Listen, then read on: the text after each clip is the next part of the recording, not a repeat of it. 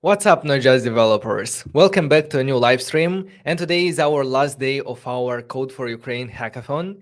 And today we have a special workshop from our mentors, Roman Gluck, that is going to teach us how to better pitch our startup ideas. And this is very important for us because tomorrow is the demo day, and everyone who has something to show tomorrow we'll learn a lot today how to better deliver your message and reach your customer or your target audience. Hi, Roma. Where are you? Here we go. Hello, Vadim. Nice to meet you again. Hi, how are you? Doing good. It's a lovely day. So the weather is nice, and it's also a lovely day for all of the participants. This is actually my favorite part of any hackathon. Yes. Let's see. Yeah, I'm also very excited about tomorrow to see what everyone managed to do in the past 7 days. All right, so I'm gonna leave you here. I'm gonna lay back and learn myself because I'm pretty sure I will have a lot of things to learn. And yeah, good luck. Okay, thank you. Okay, so hello again, everyone. My name is Roman Gluck. I will be your pitch trainer today. So to give you a little bit of background about me, who I am, and why the hell should you listen to me in the first place. So first of all, I'm a product manager at Pentalog. I work mainly with B2B services. Also, I have an extensive background in startup consulting and tracking of startups. I have been doing it for like 6 years or something at this point. And of course, I have a public speaking mentoring background as well. I have been doing this for 7 years already. And I have been helping accelerators, hackathons to help startups pitch their ideas in the best way possible. So that's my background. Don't want to stop too much on it. So let's get to the interesting part. And let's, first of all, get straight with a few key things that you might be interested in. So before I go into them, actually, there's one other thing I want to tell you. So the main thing that I have seen multiple times happen in startups, hackathons, different competitions, when you have to present your idea, that's where usually a lot of people actually fail. They invest the time, they prepare an amazing project. It could provide so much value, but the key point where they have this miss is they don't know how to properly present it because they think, okay, let me tell about all of the technical stuff that I think it's so important and I think people will understand me. Well, that's actually not the case. Technical stuff is usually the last thing people should talk about in a pitch presentation when presenting their startup or their project in IT. So we will be covering specifically that. And if you have any questions, I will be super happy to see any questions in the comment section. So please use that if you have questions at any point of the presentation, because I usually like to make it live. But in this case, my only communication with you is via comments. So feel free to do that. So getting back to our key things and why do like what you should consider in the first place. First of all, whenever you do a presentation, the first thing you have to do is answer the question, why are you doing this presentation? Because although I'm preparing you specifically for tomorrow's demo day, most of the knowledge I am bringing in right now it will cover you for any competition or any pitch presentation that you might do in the future. So whenever you are going to do a presentation, be it this one or another one, you have to first of all answer the question, why are you doing this presentation? What is the goal? Do you want to win a competition? Do you want to find a partner for your startup? Do you want to maybe get funding or attract an investor? Or you just generally want to make people aware of the things that you invested your time and effort in, and you want people to learn about it, which is the case in tomorrow's demo day. You're not exactly looking for an investment tomorrow, but what you're looking at is you want people to understand what did you work on for the last week, what value are you bringing to the table, and how people can benefit from the solutions that you have created in the past week. So that is the answer for today. For today, your goal of the presentation is to inform people what an amazing solution you did and how it can help other people. The other thing which is important in any presentation is time. So with pitch presentations, there's one peculiar thing. You have extremely limited time. It's not a like 20-minute TED talk or something. You usually have from 3 to 7 minutes to present an entire business idea. In your case, it will be 5 minutes. I'm going to come back to this later, but you have only 5 minutes tomorrow to present your idea. And that may seem too little time if you're new to pitching, but trust me, 5 minutes is actually pretty doable considering the structure that we agreed with Vadim that you're going to be using. You're not going to be doing business models. You're not going to be doing competitor analysis, market analysis, because the solutions you created for Code for Ukraine doesn't involve that. So 5 minutes is more than enough to present absolutely any idea that you did for the past week. Here, it's super important in pitching, especially, is the story. A good pitch presentation involves a good story that is easily recognizable and easily to absorb by the audience. Because if you don't have a cohesive narrative, people will have a hard time understanding what actually you're trying to present or you're trying to sell or pitch. So here, especially in your case, you have to use storytelling through characters. So when you're presenting a problem, in your case, you should use a character of the people you're trying to help. So because it will be a lot easier to understand the problem that you're trying to solve for them and how your solution will actually be doing that. And the right person. So this is something I've seen multiple times as an epic fail, usually because of ego. So when you're presenting your pitch and your startup, you have to pick the right person in the team that actually can do it the best. It's not necessarily like nobody is, as they say, talented from the beginning to be a presenter. Me included. All of the skills I have, they were gained by experience and practice and a lot of fails and actually a lot of presentations. So when you're doing the pitching part and when you're picking the person who's going to pitch, it's not necessarily, for example, the CEO of the company or the person that has a big inflated ego and they would just want to be on stage. When you pick the person to be because that's going to be presenting, you want it to be the person that first of all knows the language the best that the pitch is going to be in. Second, you want the person to be fluent in the product or the startup that you built. And subsequently, 1 second, I have technical issues. Yeah. So you want to pick the person that is the most comfortable on stage and is the person that knows the best the idea that you're presenting. Yeah. So enough of that. So one thing that we agreed with Vadim, I'm giving you a very specific structure for the pitch, but at the same time we agreed that I want to give you some knowledge on startup pitching because I want you to utilize this knowledge not just in startup pitching, but generally in your jobs in the future and in career positions as well. So before we go to the structure of the pitch, we're going to first learn a little about what is an elevator pitch. So an elevator pitch is basically a simplified version of any project that you're trying to sell. Be it your startup or be it even your services or yourself as a professional. So if you ever ask me to present myself, I basically have a 10-second spiel to present myself, who I am. And like you ask me, hello, my name is Roman Gluck. I'm a product manager at Pentalog. I work with B2B solutions for enterprise level projects. And also I'm a startup tracker and public speaking mentor. So if you're interested in my services, I can help you either build an amazing product or make a great presentation for your startup.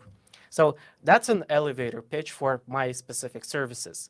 But at the same time, what you can do, you have an elevator pitch for your product and specifically your startup. So if in the future you will end up in an environment where, for example, you're TechCrunch or another amazing big event that I hope after the pandemic will finally happen, you won't have like 5 minutes to present your pitch of your startup. You have like 20 to 30 seconds to tell how is your product amazing and why people should be interested in it. And maybe then you can continue the conversation with them. So the elevator pitch is specifically for that. So the key things with a elevator pitch, they have to be simple and short. You have limited time. Then you have to present these three criteria: problem, solution, and market. So I can understand, let's say I'm an investor and you're coming to me, I have an amazing idea to revolutionize traveling for people. I'm talking about Uber. We're gonna make taxi services affordable and easy to use. The problem is that a lot of people having a hard have a hard problem like reaching and finding a taxi in New York. So we found a solution, a mobile application that will allow people to instantly order a taxi. And the market is amazing because you have so many rides in New York. I don't know the number, but I'm just hypothesizing. And you have to show the wow factor. And the wow factor is the fact that we don't actually need to have taxis because all of the drivers are going to be people that own a car and they want to work as a taxi driver. So we don't need to invest money into cars. And that's how we are going to conquer the market. So that's kind of like a short elevator pitch to explain to you the idea, how to shortly intrigue a person enough so they can continue the conversation and then invite you for lunch or dinner or whatever it may be, a meeting, to understand more about your product. So again, when you're doing an elevator pitch, doesn't matter, is it about your startup, is it about yourself? It has to be simple and short. It has to have problem, solution, and market described in it, so I can understand what type of problem you're solving, what's the solution, and how big is the market you're trying to work for it, and the wow factor, like how are you amazing, how are you different from your competitors? So this is the the elevator pitch. Now let's get to our basic structure of the pitch presentation. So as I said previously, we're not going to be doing the whole pitch presentation that has business model coverage, market size analysis, competitor analysis, and so on and so forth. Because for tomorrow's demo day, we're covering a lesser area of a pitch presentation because the goal for tomorrow is to present your idea at the best and understand how it can create value for people. So let's start with a simple thing and the intro slide. So intro slide is basically the slide that I see when I begin the presentation. And it has to be extremely simple. So it has to have three components to it. A logo, if you have it, and like that's the important part, you want to invest time only in the things that matter. So in your case, logo may be not the most important thing. You definitely should have a name for your project. That's a given. If you have the time, you have to have a catchy slogan for your idea if you can. So it shortly describes in like 4 to 5 words. It describes shortly the idea. In case of Uber, like revolutionizing transportation or something like that. I don't know their exact slogan, but just they were the first one that came to my mind. So logo, if you have it, name mandatory, slogan, if you can come up with something simple and catchy, put it there.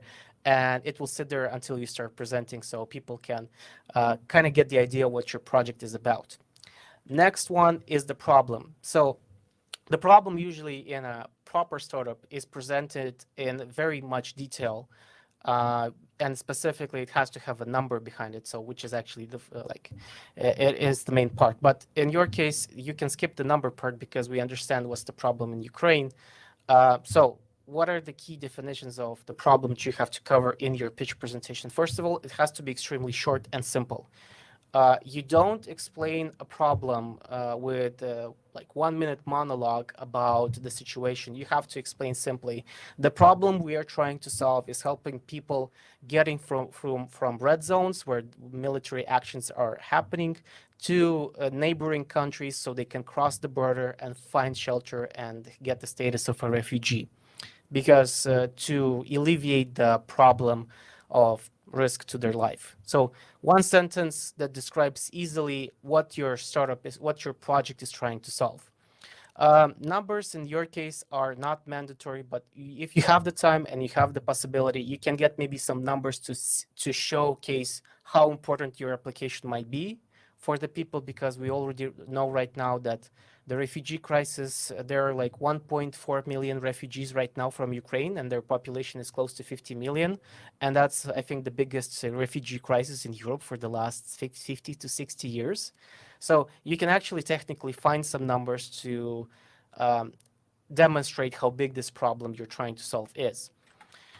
And definitely you want to put in some emotion into the problem so you can make people sensitive to the matter, because although we're speaking like about solutions and we want to be pragmatical here, you still want people to understand how much it hurts for the people of Ukraine. So you can show to the people why you care, first of all, and why they should care and why your solution solves this problem.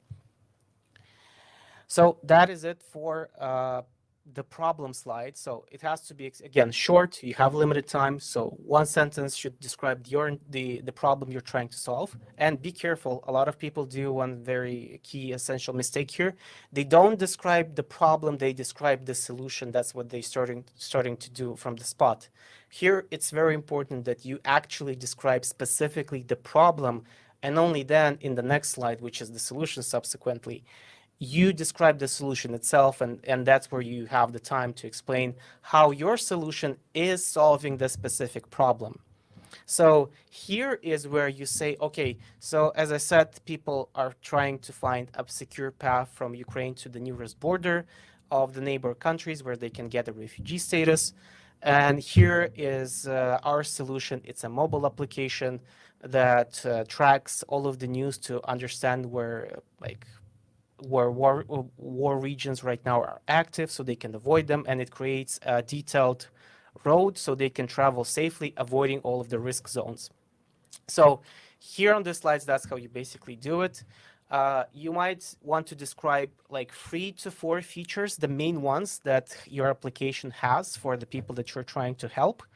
And again, you want to show maybe a little bit of emotion here, just again, to explain to the people how important this solution is. So again, here's the slide where you basically show and explain how you're solving the problem that you enunciated in the previous slide.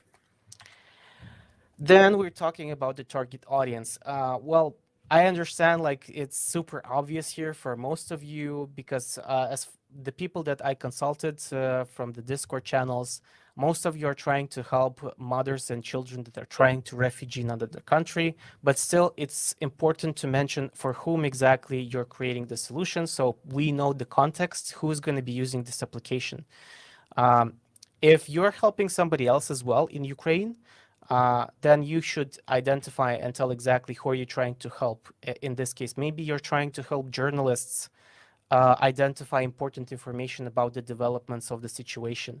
Maybe you're trying to help, I don't know, volunteers to manage properly the refugee crisis. I don't know, but so that's the whole point of this slide. You have to tell me exactly who you designed this application for and why them.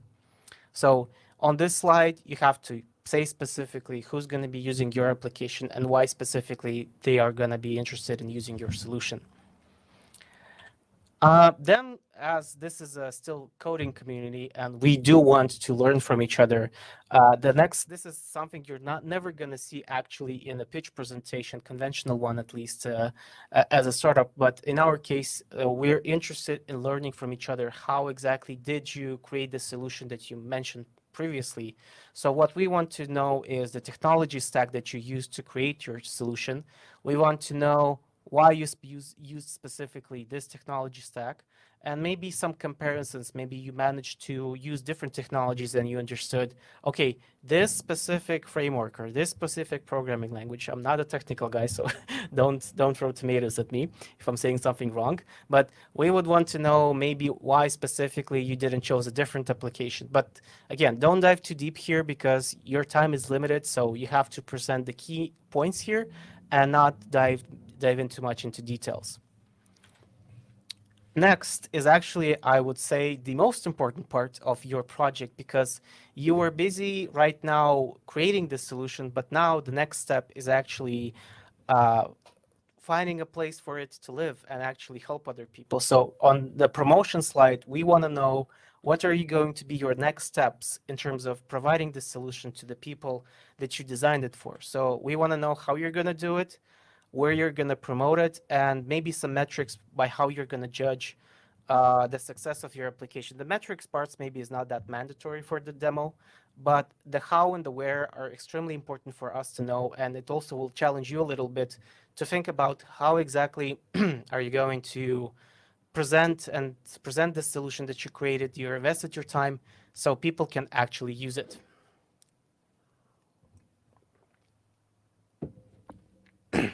Okay, so this is the, okay, sorry, there's a wrong title in this case. It's promotion should be, but okay.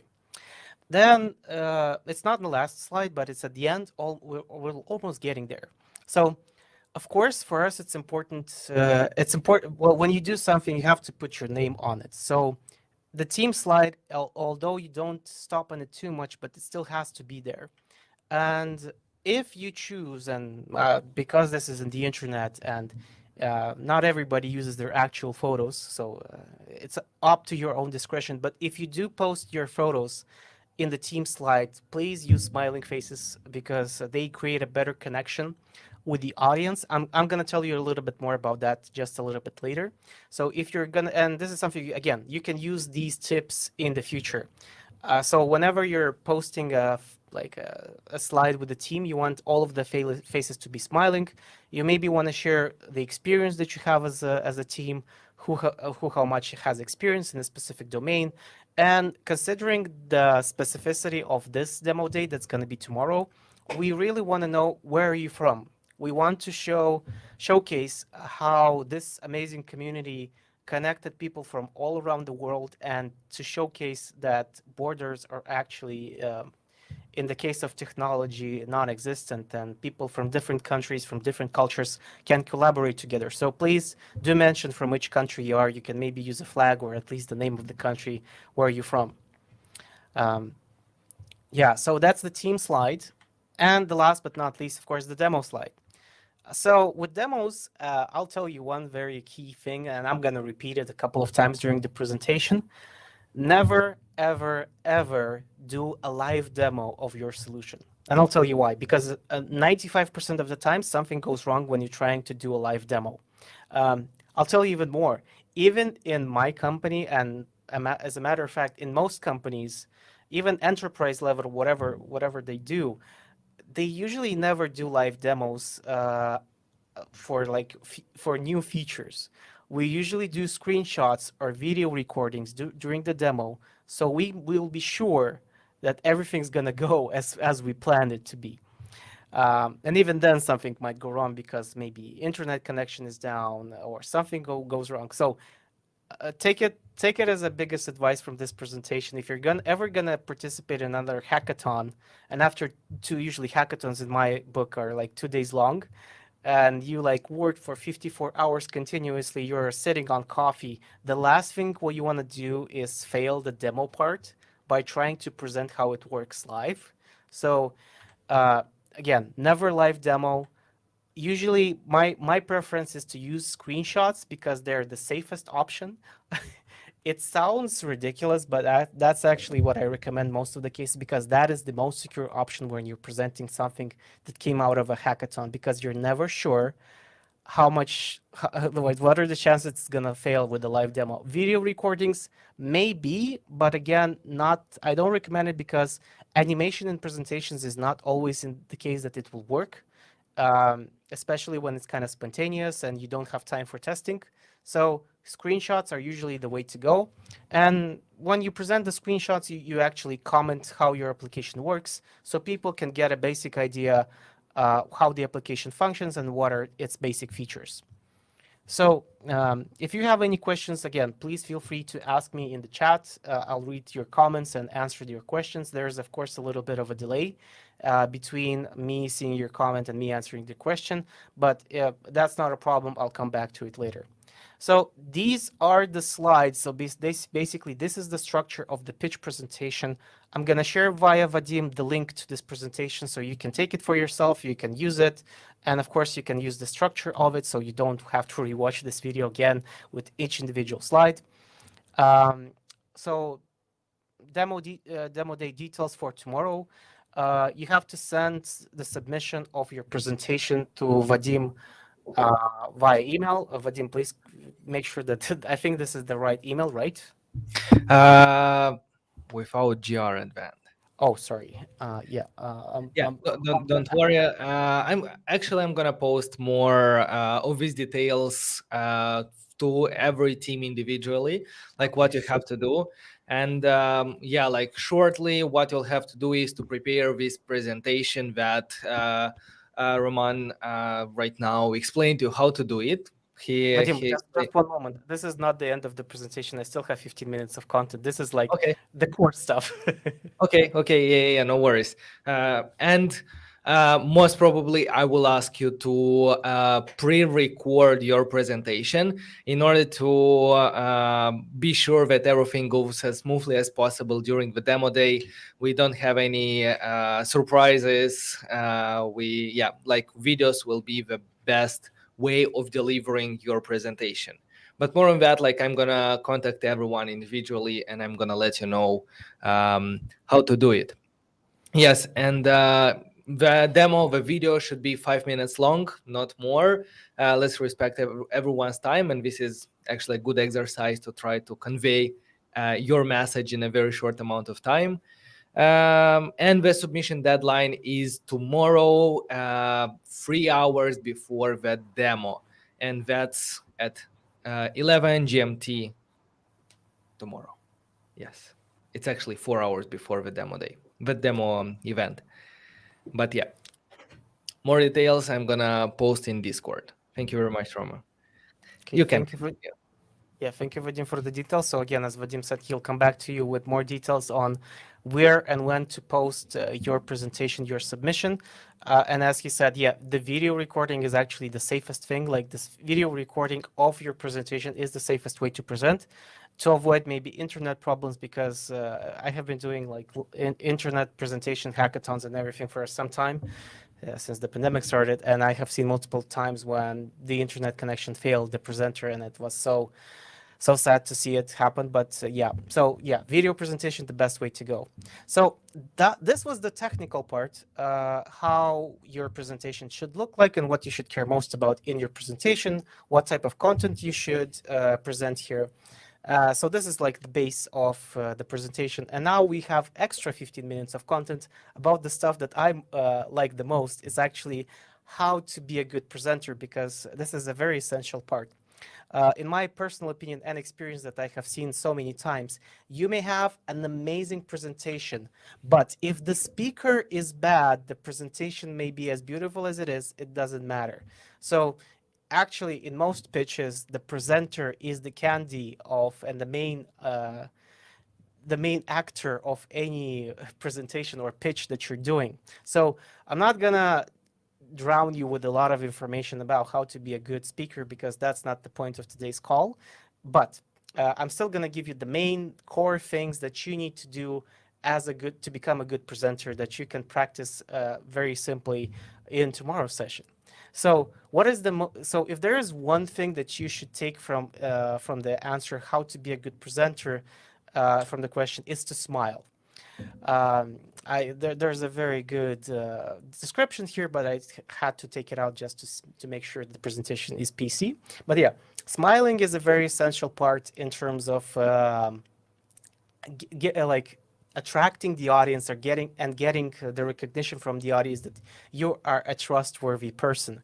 Even right now, while I'm speaking, I guess you hear the energy of my voice, and it's very appealing to you. That's because I'm actually smiling while I'm speaking, and you want to replicate that. Because if I turn off my smiling, you immediately see how my voice became a little bit dull. It has less energy. It's not as appealing. So that's basically what you want to do. You just want to put a little smile on your face when you're presenting, because we, on a subconscious level, react positively to people that smile, and we have a lot of more trust for them when they do that.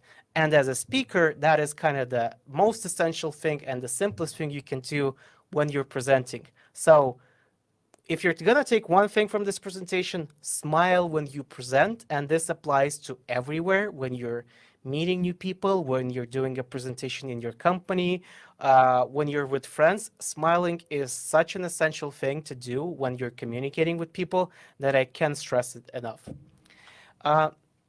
Another thing that you want to show during your presentation, you want to show the passion, both for the project and for the work that you put in and what you have developed. Because if you act on stage as a robot, like you kind of try to present like this, and I don't get the feeling that you're hyped or interested in what you did, then it's very hard for the subconscious of the person to relate and actually feel that wow, this is such an amazing project because Americans are usually good at it. So whenever they sell something or they present something, they're super hyped. And it's actually for a good reason because if they give out this amazing energy, they show this passion, emotions for whatever they're presenting about, we actually respond very good to it. So if you have to pick between being a robot and extremely passionate, always pick the being extremely passionate because it's gonna work a lot better for you rather than being a robot.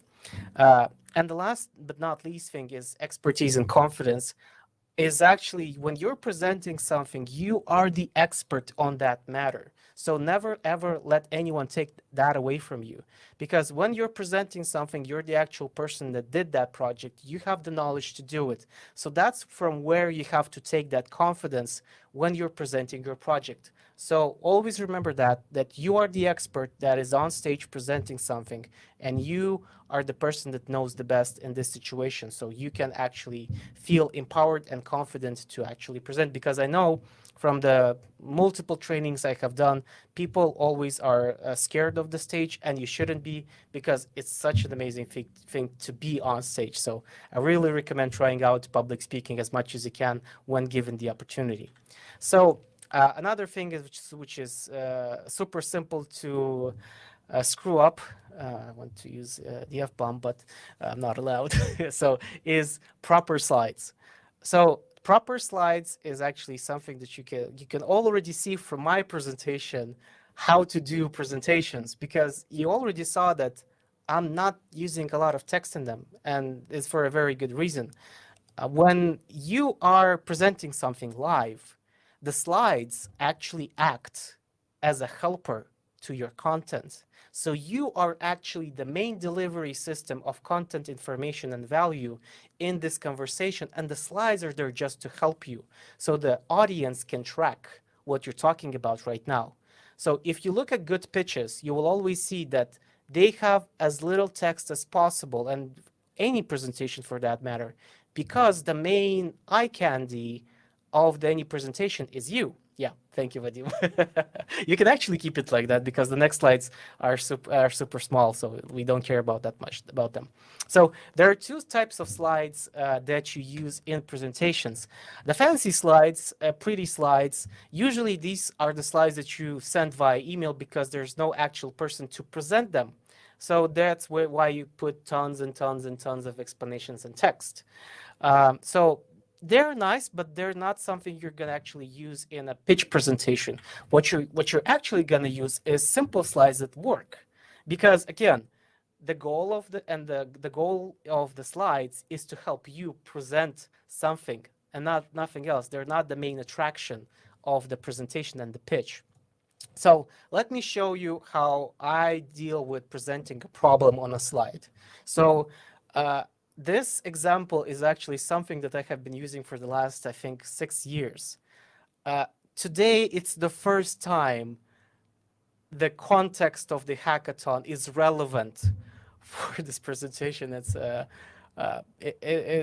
something interesting.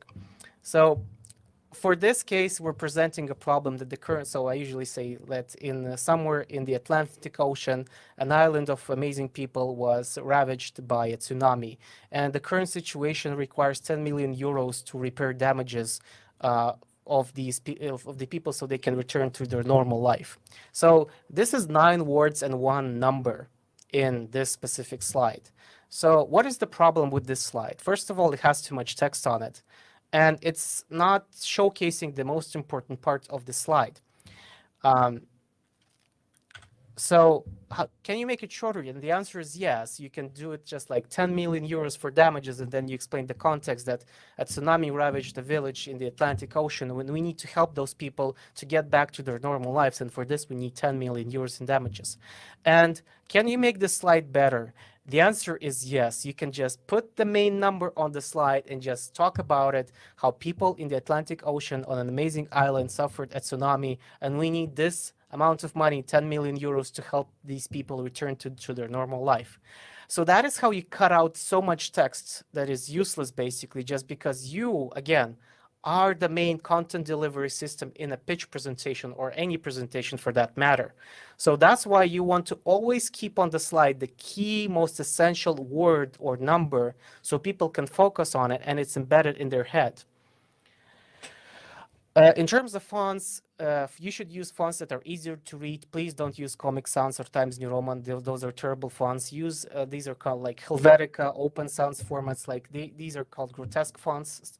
So basically fonts that are super easy and straight and they're easy to read. So if you use Google Slides, it mostly has fonts like this. So please use them. This presentation is an example of that because they're super easy to read so you don't confuse the people about it. Then font size. Here's something you're going to discover. If you did presentations by this point and you always used a lot of text for it, you always try to have this game of playing with the font so everything fits and it looks good. So when you're using less words, you actually have so much opportunity and so much space to play with. So the font size has to be just big because you have so much space. Well, it has to be big enough because when it's too big, then it's kind of confusing for the user. So you can use my presentation as a template in terms of sizes and fonts because it's so easy. Even like minimized like it is right now, you can still easily read it. So there could be more focus on you rather than on the slides because again, you're the main attraction here. In terms of slides, as we already saw, I pitched so many ideas already, and you always want to try to make it as simple as possible. Myself included in the past, I tried to over-explain things and over-provide information. With pitch presentations, you want to do exactly the opposite because people have very limited brain capacity to understand something complicated in such a short amount of time. So in this case, your job is to cut out all of the unnecessary stuff in your presentation and keep it as simple as possible because only in this case you can actually like deliver a message to people and not like and help them understand what is your project about. This is kind of the golden standard, 6 words per slide. This is like how much words you would want at most to be in your slide. If you can do less, that's perfect. Like you saw that with the problem slide, you can actually do just 1 word on the slide, and that's like the perfection you can go for. But of course, there are exceptions. There are exceptions to any rule. You can use more than 6 words, but there are certain ways to use and present when you want to use more words in a slide. And I'm going to show you in the next slide exactly. For that, you use bullet points, and more specifically, you want to show each bullet point one at a time, because if you immediately show it like this, then there's a lot of text in front of the person, and there's unfortunately a very bad habit of people. I see text, I read text, and when they read text, they don't listen to you. So when you're presenting information and you want to present a couple of bullet points, usually not more than 3 to 4, maybe 5 bullet points per slide, you want to show them one by one and explain them as you're going, because here's bullet point 1. It's an amazing feature of our application. Then the next feature that we want to talk about is this, because it helps people in this specific way. And last but not least, here's the last feature that we like a lot because it provides so much value with so little effort. So that's how you go about it. You always want to show it one by one and not immediately show a ton of text for the user, because they're going to read it, but they don't have the context to understand the content from the slide. So that's how you go about bullet points. We're getting close to the end, so we need like 5 more minutes. So bear with me just a little bit. So more images. People are 80% of the population of the world is visually, consumes information visually. So you want to use as much images as it's reasonable and where it's feasible, maybe diagrams, maybe memes in some cases. So maybe not for tomorrow's presentation, but I'm also a lecturer at a university, and I have seen that memes are such an amazing way to convey content to students. So yeah, images work amazingly with people just because most people understand them so easily. And especially if they're recognizable images, so the brain processes that information so much faster. And one of the things that you have to do to become a good speaker and also a good ambassador and presenter of your product project that you're going to be presenting specifically, especially tomorrow, you want to rehearse out loud as much as you can. So what does that mean, basically? Well, what people think usually, and this bites them in the butt a lot of the times, oh, I'm going to improvise. I have the slides, so I'm going to be a good presenter because I can improvise and just create content on the fly. No, you're not. Even me having a background of like 7 years of pitching and public speaking and everything, I never take the risk of improvising on stage. So you have to rehearse. So especially if you're like participating in a competition in future, or you're going into an important meeting with an investor, you want to rehearse that pitch, that presentation as many times as you physically can the day before and the day you are in the presentation. To give you an example, when I participated at hackathons, I usually rehearsed my pitch maybe 20 to 30 times the day I was pitching. Why? Because I want the information basically enlarged in my brain, and I won't have this moment that I don't know what I need to speak. So you want to rehearse as much as you can, and that's how you become a good speaker and a good presenter. So here's the tip that you need to do. Like as with programming, you have to have practice to actually be a good developer. Same applies to being a good speaker. You have to practice and present as much as you can. So when you do the presentation, ask feedback from the team. Is it good enough? Is it understandable enough? Is there content that you feel that is like useless or should be ignored? So when you do a presentation, it's very useful to ask for feedback from colleagues and from the people you know or people that know you, so they can give you their personal feedback. And the best actually exercise here is to ask them, hey, can you tell me what you understood from my pitch presentation? And listen to what they're saying. So if they're saying something and it's totally different idea, this means that you're not delivering good enough the pitch. I already said it, but I'm still going to say it again. Live demos always crash, and I guarantee it. In 95% of the times that I have seen people trying to do a live demo, they failed, and they failed miserably.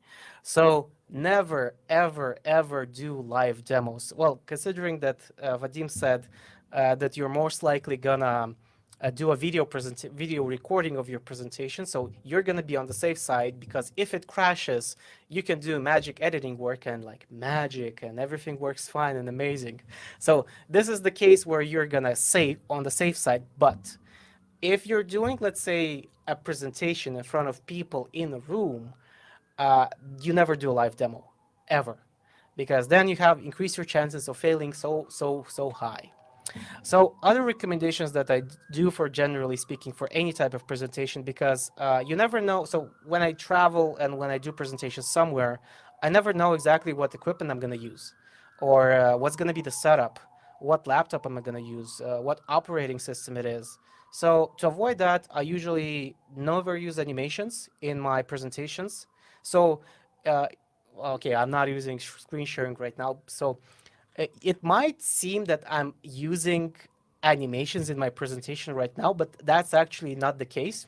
So when I'm going to share the presentation with Vadim, and he's going to send it to you guys so you can take it and use it for your benefit however you want, you're going to see that I actually have no animations, because I'm going to skip ahead a little bit. So like all of these words appearing, I actually just made this last slide. I copied it 3 times, and I just deleted the content that I don't want to be showed. So each individual, like each of these kind of animations, is actually just a separate slide. So I can avoid using animations.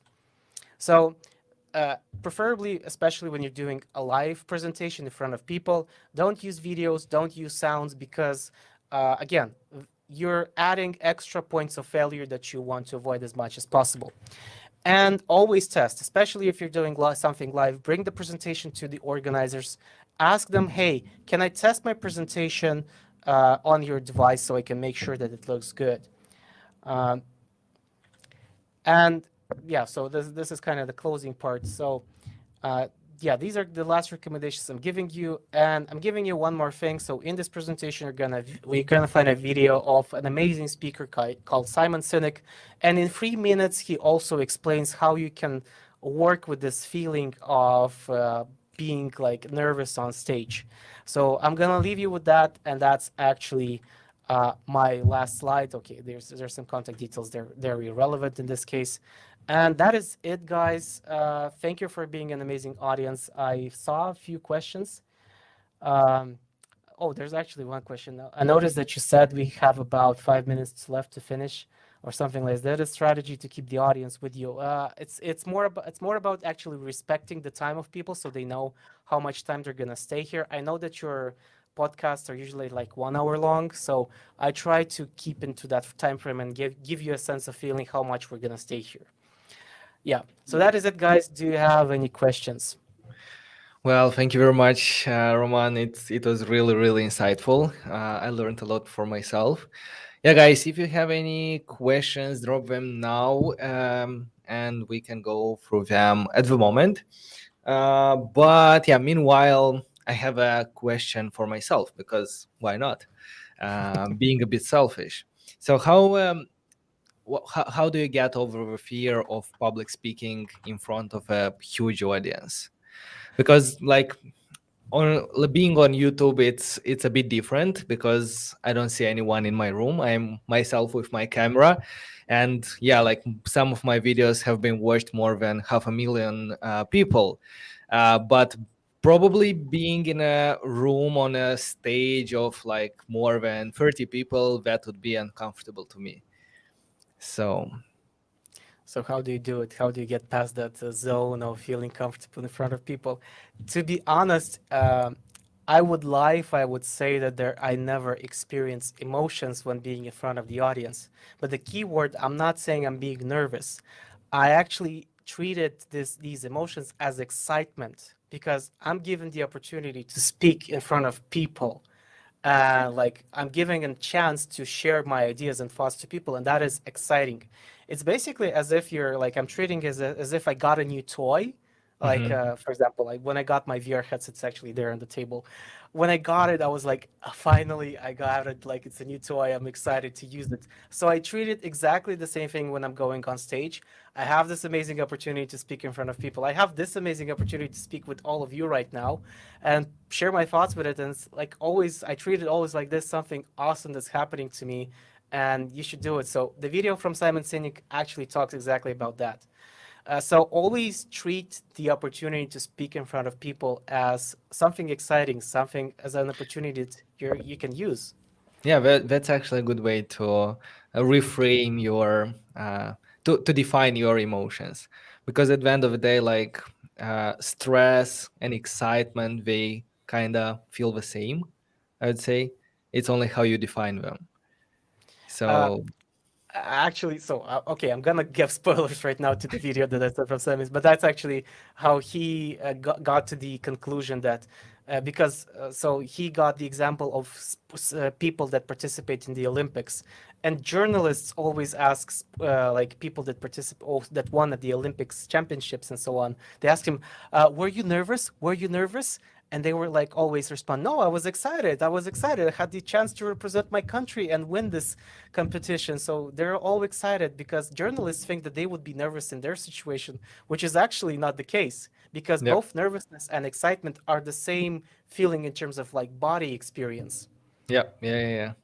I think he wrote it in a book. I just realized because I've got this idea from somewhere. Most probably I read some of his books.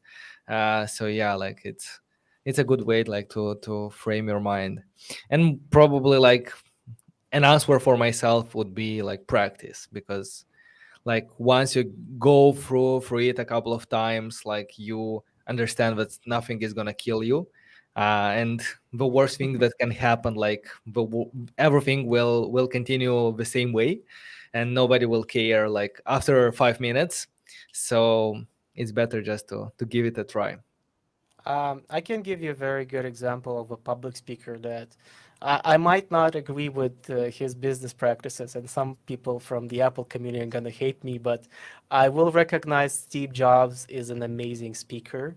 So his presentation of the iPhone was like, it Yeah. was just outstanding. But if you look back in history and you look at previous videos of Steve Jobs, he wasn't that good. But how he got to that iPhone presentation, the revolutionary device, he did so many presentations. He did so many like public speaking outings that he just became that good. So same applies here. You have to practice it to be in order to become good.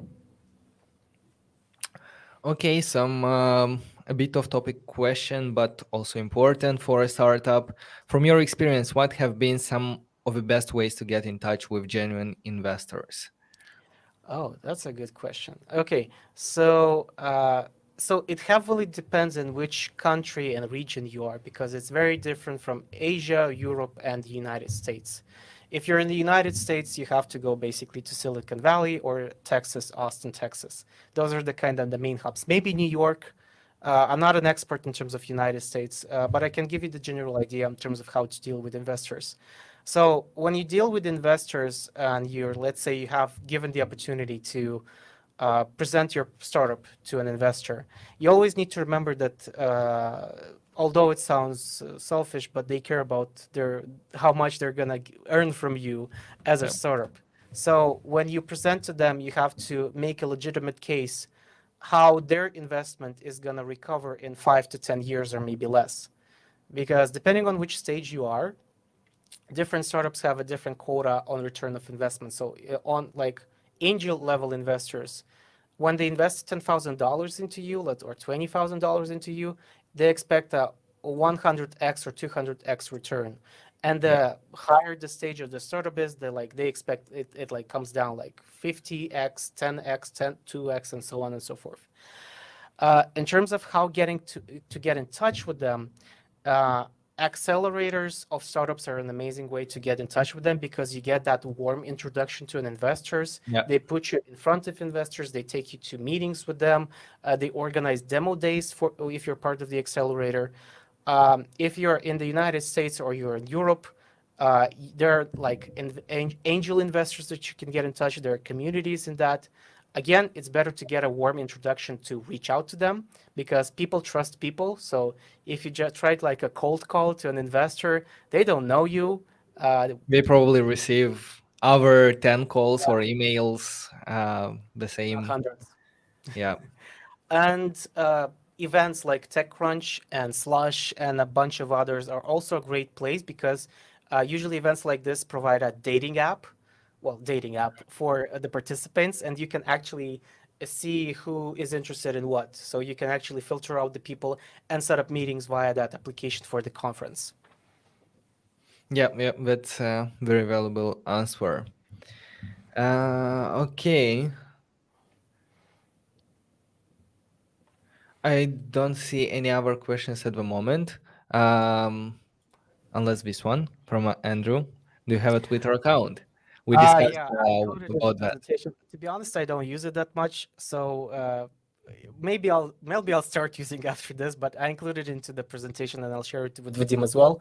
But if you really want to reach to me, the best option is to go to my LinkedIn and drop me a message there, and maybe drop me a connection, like connect with me there. Um, I think here is your details, right? yeah, yeah. In the link, I updated the presentation, so there's my Twitter there as well. But LinkedIn is maybe the best option to connect with me. All right. So thank you very much, Roma, for this amazing presentation. Thank you, everyone who has been with us until the end. And yeah, the next steps are tomorrow at 3 p.m. GMT, our usual time. We have our demo day, and I'm gonna inform everyone who is participating about how to submit your presentation in order to take part of a demo day that is happening tomorrow. I invite everyone who is watching this video to join tomorrow and see what people manage to build in a very short period of time for people from Ukraine. So thank you very much, and I will see you tomorrow. Good luck, everyone, and have a nice evening. Bye.